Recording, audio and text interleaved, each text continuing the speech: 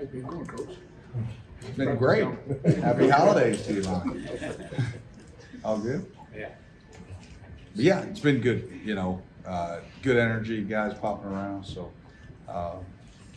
get another one in tomorrow and then get down to the ball side, have a really good week, and then, cut them loose, see what they can do. It's pretty solid now that Roger's going to stay here as well as JJ.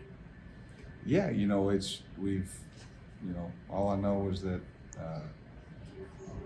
we got a bunch of guys that love, playing for Kentucky, and I think it shows on Saturdays just, how they play. And so that's a big deal. Our guys, they love each other. They love, competing with each other, and that means something, and that's important to us. Right, with Carrington moving on, how do you feel about the young corners that are going to have to play more in this game? Yeah, it's going to be a good challenge for them, and it'll be a great chance to build meaningful reps, and hopefully they can play well and they can carry that on into the off season. They can carry it on into the spring ball and then the next fall. So it's the beauty of college football. I think we talk about it a lot. We talk about it every year. We talk about it going into it's somebody's got to step up. Somebody's got to grow. And this is just another opportunity for guys to step up and, to see guys like, Max Hairston and Jordan Robinson and see what they can do.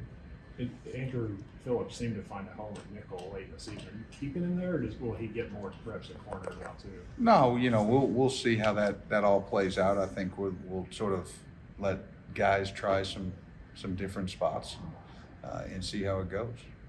Yesterday, Kenneth was so eloquent in talking about one more game and this. Do you see a sense of urgency sometimes from guys at this time of the year that realize I only have 2 weeks left, a week left? You see them trying to amp it up and maybe try to do things they did not do in the regular season?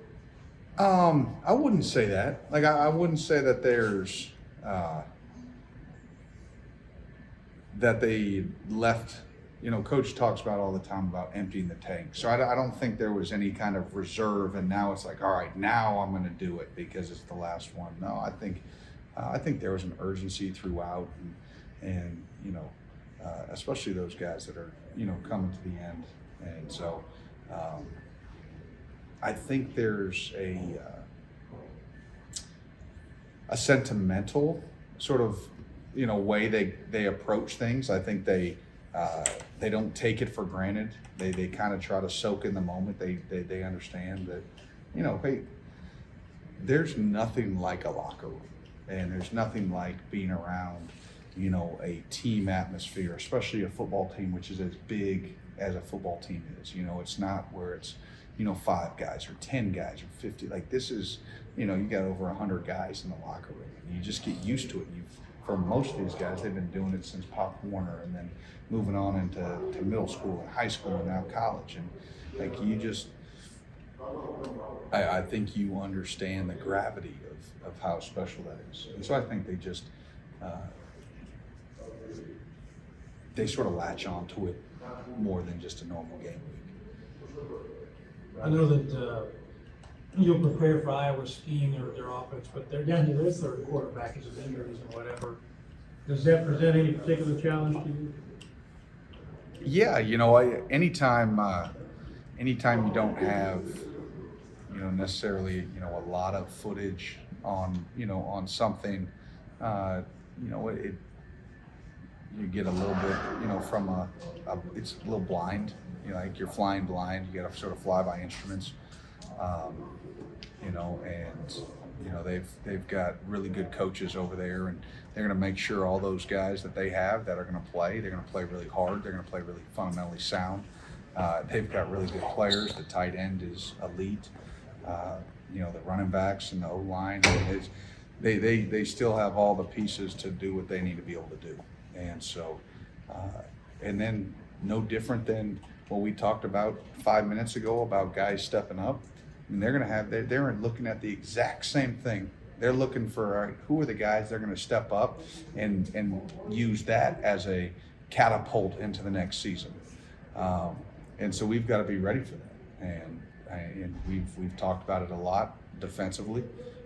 And they're going to come down and they're going to be excited to play just like we are. They're going to have older guys that are latching on to that last moment. They want to have a great last game and a memory that they can carry on with them for the rest of their lives. And so it's going to be a battle with two really physical football teams that, tend to really protect the football. They, play sound, complementary football. So we've got to do a good job. Their defense is really, I respect the heck out of them. They play really good defense. And so we've got to try to match, their ability and their intensity and their physicality, and create some turnovers. So we got a big challenge. You've seen quite a bit of tempo this year throughout the league. It's Iowa playing more of a traditional style of football. They do, yeah, they do. They're a little bit more like us in that regard. They're going to huddle up, break the huddle, and so, But even in our game last year, there are moments that they can crank it up if they want to. So you got to be ready for it and prepared, and we practice for that as well. So. What kind of progress did you see from Keaton Wade over the course of the year as a guy who's going to go home and I'm sure he's pretty motivated to play in front of some friends and family? Yeah, I think Keaton's done a really nice job of understanding what we're trying to get done from an outside backer position, and that same position tends to be even a little bit more strenuous maybe than the jack, just from what you have to do it out in space and you have to do it out to the field, and he's done a really nice job of that. When we've asked him to come in and take reps, in games, he's been ready, he's been prepared, he's made big plays. We were just out there talking about it with somebody. We were commenting about, a couple of big plays that he's made, with the underscreen early in the season. I think it was NIU, just, either NIU or it might have been Miami of Ohio right out the gate, my first game. And then,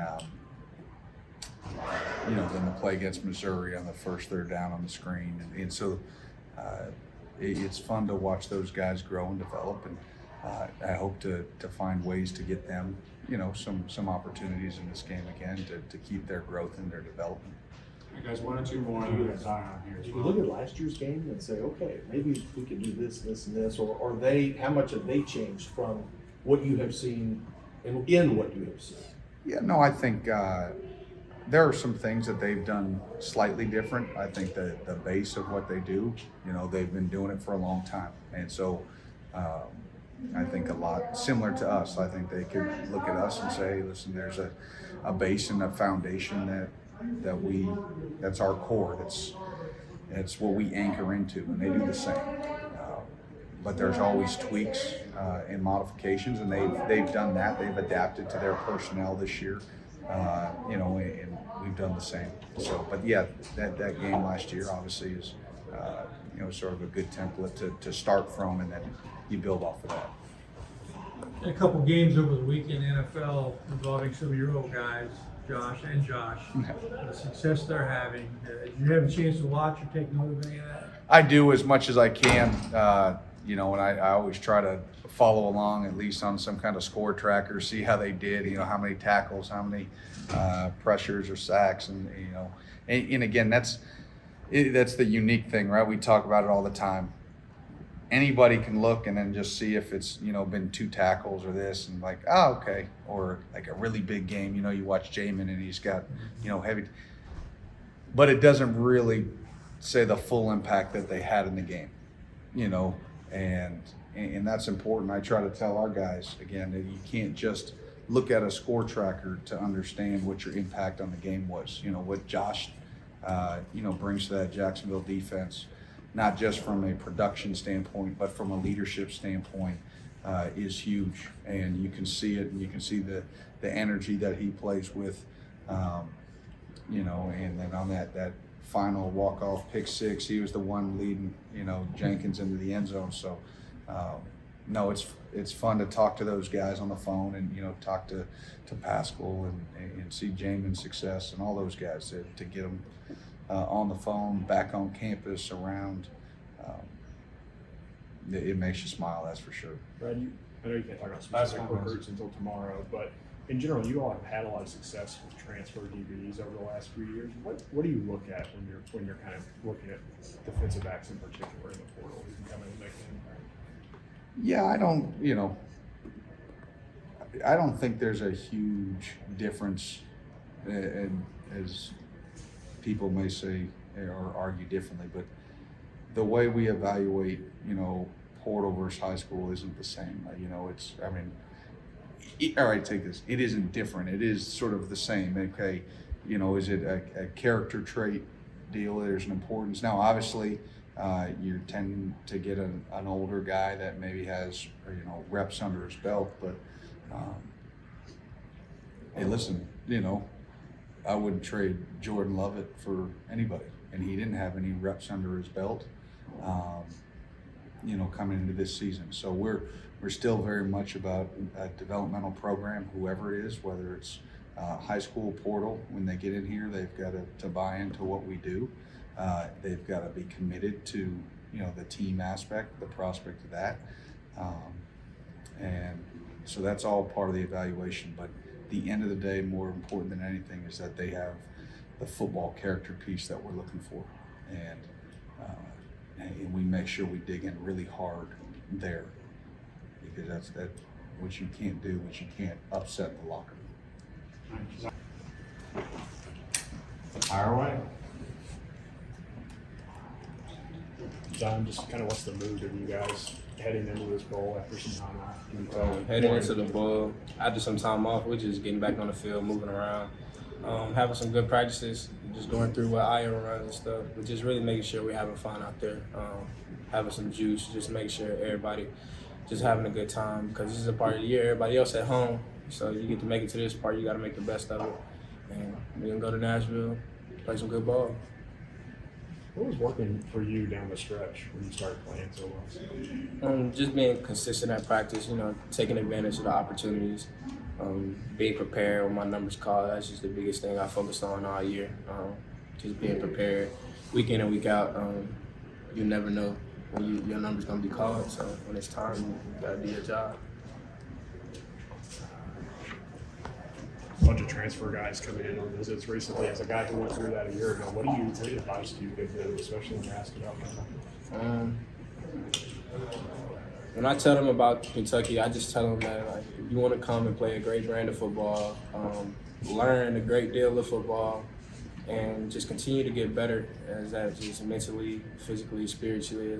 Just continue to better yourself as a man. If you want to do that, this is the right place to be. Where I came from, we didn't learn as much football terminology as I do here. Like I've said before, we go into the game knowing what our opponent's going to run. And when you can expect what your opponent's going to run, it's easier to play ball. So just telling them that, we got some of the best coaches in the country, especially on our defensive side of the ball. It's really what I can speak for, because that's what I deal with the most. But you want to play a great brand of football in the best conference in America, so come to Kentucky. Is there something in particular about defensive back transfers? They've had a bunch of them who've been really good here that makes it work at this place. Just one thing, they already have a great skill set. A lot of players already have a great skill set when they're coming in. It's just that you have Coach White, Coach Collins, Coach Buff. They're just great developers. They're great teachers in teaching the game. So once you know the game, it's all about you and just putting your skill on display. You talk about the way you developed this year. It seemed like as the season went on, you were making more and more plays. You were kind of blossoming. Would you talk about that? Yes, sir. Just go back to just the beginning of the year. Just didn't play as much as I wanted to, but I took it as an opportunity to learn.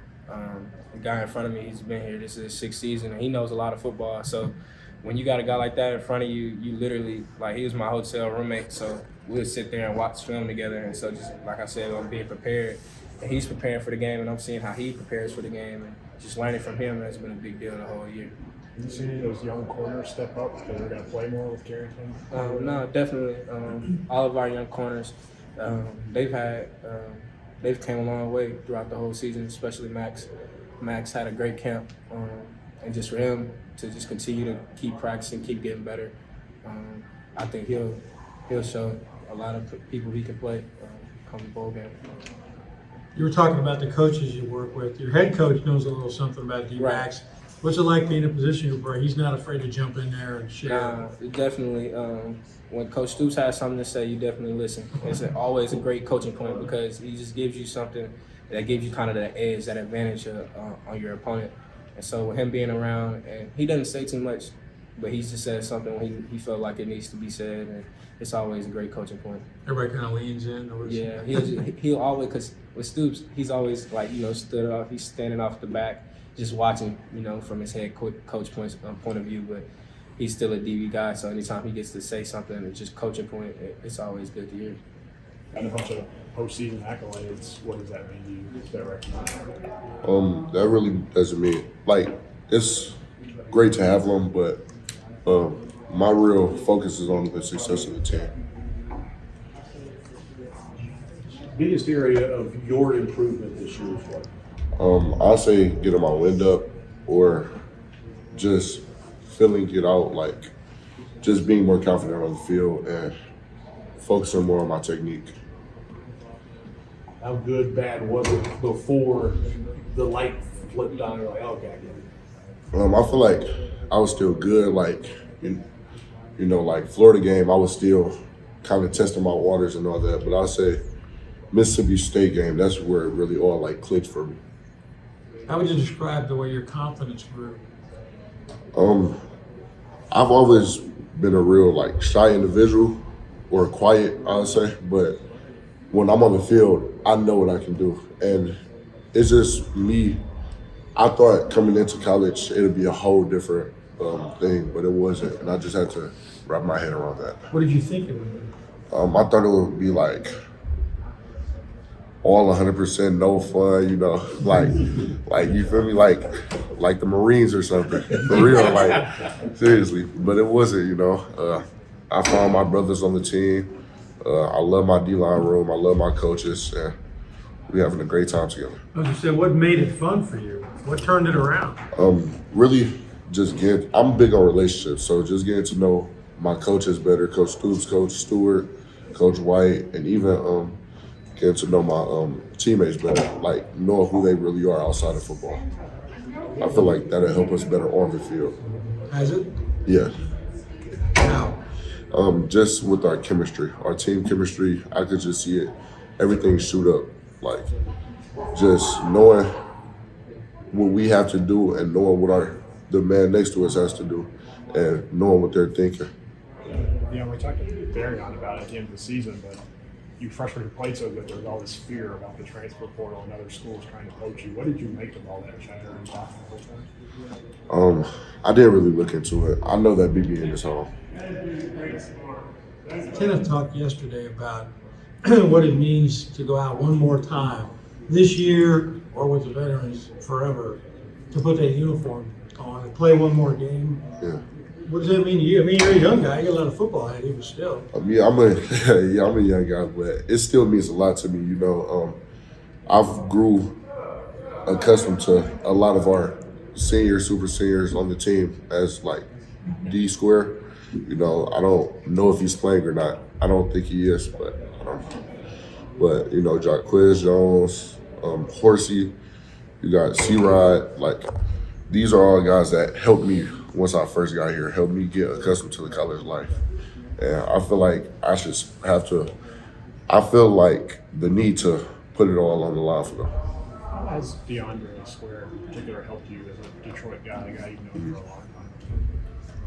How's he helped you just as a He's really helped me. He's been an outlet to me for like anything I need.